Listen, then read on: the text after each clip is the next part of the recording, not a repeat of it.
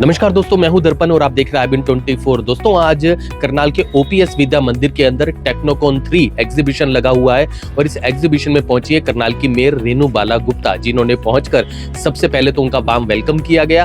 साथ ही साथ उन्होंने पेड़ को राखी भी बांधी और साथ ही साथ उन्होंने उन तमाम प्रोजेक्ट्स को भी देखा जिनकी बच्चों ने तैयारी की हुई थी और उन प्रोजेक्ट्स को लेकर उन्होंने क्या कुछ कहा वो भी आपको बताने का प्रयास करेंगे। सबसे पहले आपको वो सारे प्रोजेक्ट्स हम दिखाते हैं एक एक करके, और वो किस किस टॉपिक पर है तो बता दें, हिंदी पर, इंग्लिश पर, साइंस के ऊपर और अलग अलग टॉपिक्स पर वो प्रोजेक्ट्स बनाए गए हैं। क्या कुछ बच्चों ने तैयारी की हुई है आपको दिखाने का प्रयास करते हैं। इस वीडियो को आप शेयर भी करें, साथ साथ बच्चों का कल्चरल प्रोग्राम जो है, यानी बच्चों ने जो अलग अलग तरह के परफॉर्मेंसेज यहाँ पर दी हैं वो भी आपको दिखाने का प्रयास जरूर करेंगे। बच्चों को यहाँ पर ट्रॉफीज भी दी गई हैं, बच्चों को यहाँ पर सम्मान भी दिया गया है, जो बच्चे काफी अच्छा परफॉर्म पहले भी कर चुके हैं। ऐसे में आप सभी से निवेदन, इस वीडियो को ज्यादा से ज्यादा शेयर जरूर करें और जो यहाँ की जो प्रिंसिपल हैं उनसे भी हम बात करेंगे और पूरी डिटेल में जानेंगे कि बच्चों ने किस किस तरह के प्रोजेक्ट पर काम किया हुआ है, क्योंकि लगातार OPS विद्या मंदिर बच्चों की ग्रोथ को लेकर काफी ज्यादा सतर्क रहता है और ऐसे में आपको वो सारे प्रोजेक्ट्स दिखाने का प्रयास जरूर करते हैं इस एग्जीबिशन के।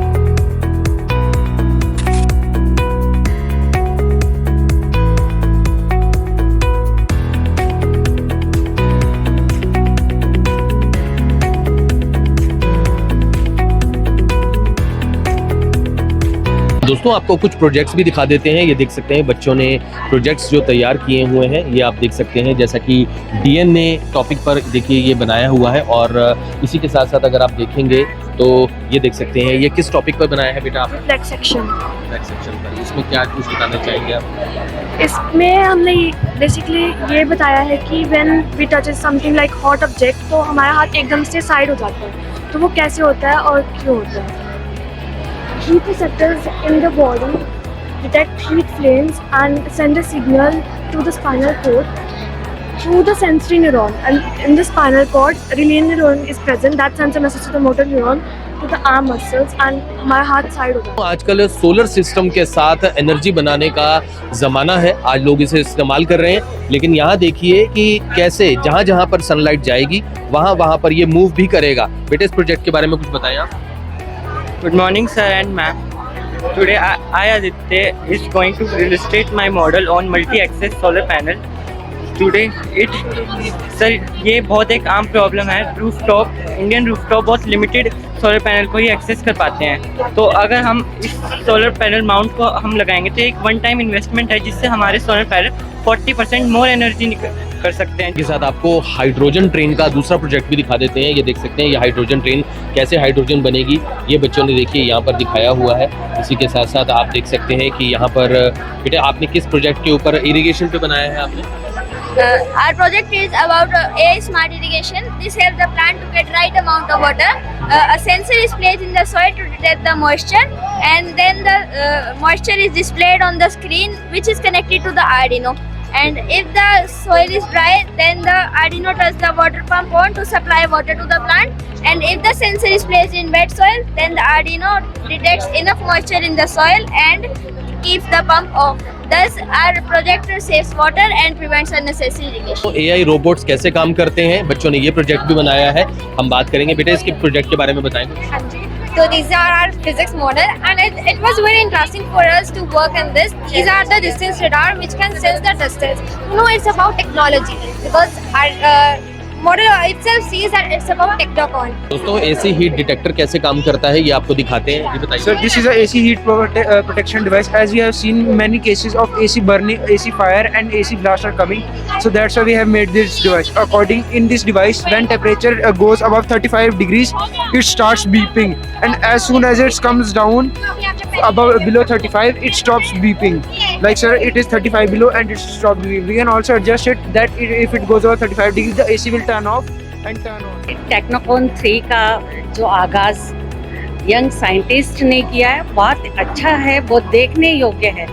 हम बच्चों ने जिस तरह से आगे बढ़कर एक एकेडमिक के साथ साथ हमने यहाँ पर बच्चों को ऑनर भी किया, जो बच्चे हमारे स्टेट लेवल पर परफॉर्म कर रहे हैं। हमने बच्चों का कल्चरल एक्टिविटीज़ भी देखी, इसके साथ साथ जो साइंस में उनका एक्सपोजर है वो निश्चित तौर पे आने वाले समय के लिए बहुत अच्छा एक उनका विज़न है क्योंकि जिस तरह से माननीय प्रधानमंत्री जी एक विकसित भारत का सपना देख रहे हैं, तो ये युवा जब बड़े होंगे तो जो इनका एक्सपोजर है, जो आज की ये सोच है, जब ये स्कूल में एजुकेशन के साथ साथ, क्योंकि हम सब जानते हैं आज एक्सपोजर के लिए बच्चों के पास बहुत सारी ऐसी चीज़ें हैं, चाहे साइंस की हम तरक्की कहें, चाहे यूट्यूब है, चाहे हमारे बच्चों के पास इंस्टाग्राम है, ये सारी चीज़ें बच्चों को अच्छा भी सिखा सकती है।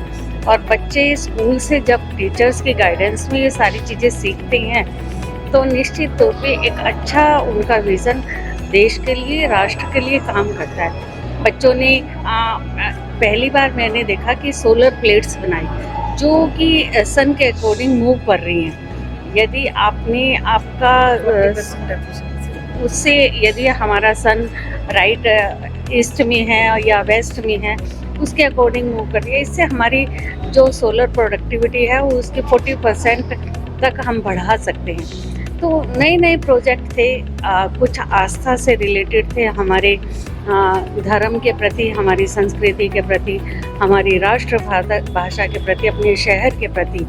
और कुछ बच्चों ने जिस तरह से सॉइल के जो प्रोजेक्ट किए, गार्डन के जो प्रोजेक्ट किए, जिसमें ऑटो फार्मिंग भी है, ऑटो इरिगेशन भी है, जिसमें पौधे को अपने आप जब भी ड्राई होगी पानी दिया जा सकता है। वो सारे ऐसे नए प्रोजेक्ट्स हैं जो देखकर लगता है कि आने वाले समय के लिए, ना केवल उनके फ्यूचर के लिए बल्कि हमारे राष्ट्र के लिए, अपने शहर के लिए बहुत अच्छे प्रोजेक्ट हैं। मुझे ये कहने में कोई गुरेज नहीं है कि ओपीएस स्कूल इस तरह का एक स्कूल है, क्योंकि मैं लगातार इस स्कूल के प्रांगण के साथ जुड़ी रही हूँ। अविनाश जी से जब से उन्होंने एक विज़न के साथ शुरू किया, आज अमन जी, पूर्ति जी, जजी जी से मिलकर बच्चों को फ्यूचर को ब्राइट करने के लिए, उनको आगे बढ़ाने के लिए, ना केवल एकेडमिक तौर पे बल्कि उनके विज़न के तौर पे, उनको आस्था के तौर पे, संस्कृति के तौर पे हर तरह से उन्हें आगे बढ़ाने का काम कर रहे हैं। मैं इस टेक्नोकॉन 3 की शुभारंभ जो हुआ है, ये सारा दिन बच्चे ना केवल अपने प्रोजेक्ट के बारे में बल्कि दूसरे के प्रोजेक्ट से भी कुछ ऐसा सीखेंगे जो इनकी लाइफ में आगे काम करे। राखी का त्यौहार आने जा रहा है और हम सब लोग बड़े ज़ोर शोर से इस राखी के त्यौहार को अपने घरों में मनाने जा रहे हैं। मैं सभी से एक आह्वान करना चाहूँगी, सर्व कल्याण मंच के अध्यक्ष हमारे आदरणीय नवीन जी की तरफ से एक अभियान चलाया गया, जिसमें पौधों को हमने राखी बांधकर उनके पालन पोषण की जिम्मेदारी ली। जिस तरह से भाई बहन की रक्षा करता है, मैं सभी साथियों से ये निवेदन करना चाहूँगी कि आप भी अपने आसपास किसी भी पौधे को राखी बांधकर उसके पालन पोषण की जिम्मेदारी लें, क्योंकि जब पर्यावरण सुरक्षित रहेगा तभी हमारा भविष्य सुरक्षित रहेगा, हमारा जीवन सुरक्षित रहेगा। और ये भाव आज ओपीएस स्कूल में मैंने किया है और यहाँ पर सभी ने मिलकर इस बात की जिम्मेदारी भी ली है कि आगे आने वाले समय में हम अपने पौधों की रक्षा करेंगे, सुरक्षा करेंगे। मैं सर्व कल्याण मंच के आदरणीय नवीन जी को इस बात के लिए बधाई देना चाहूँगी, शुभकामनाएं देना चाहूँगी कि उन्होंने एक अच्छा अभियान शुरू किया है। ये अभियान लगातार चलता रहेगा और इसमें ना केवल बहनें जुड़े बल्कि भाई भी जुड़कर अपना सहयोग करें। तो दोस्तों, करनाल के ओपीएस विद्या मंदिर में आज बहुत ही शानदार एग्जीबिशन लगा है टेक्नोकॉन 3। इसके बारे में हम पूरी जानकारी लेंगे। हमारे साथ प्रिंसिपल जसजीत सूद जी हैं। मैम, क्या कुछ कहना चाहेंगे? बच्चों ने बहुत कड़ी मेहनत की है, मैंने भी देखे इन प्रोजेक्ट्स को, और रेणुबाला गुप्ता जी हैं, वो भी यहाँ पर आई हैं, उन्होंने भी सराहा है इन सारे प्रोजेक्ट्स को लेकर। क्या कुछ बताना चाहेंगे, कैसे बच्चों ने तैयारी की और किस किस टॉपिक के ऊपर आज प्रोजेक्ट्स बनाए गए? Namaskar. No doubt children have worked very hard and in fact जो आपको आज नज़र आ रहा है that is the hard work and dedication of parents, students and teachers. That synergy you can see here. And our country is facing various problems like green energy. We need to go for green energy. Energy crisis is there. So in that direction, lot of projects are made, like solar panels are designed which move according to the direction of sun. So this increases the efficiency of solar panels by 40%.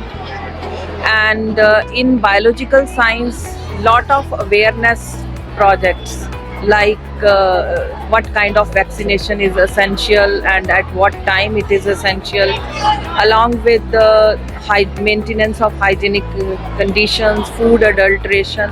These projects are there. And in the field of artificial intelligence, coding is done by students to make various robots which work automatically. At the same time, while working, they learn for the next time. So that is what is AI.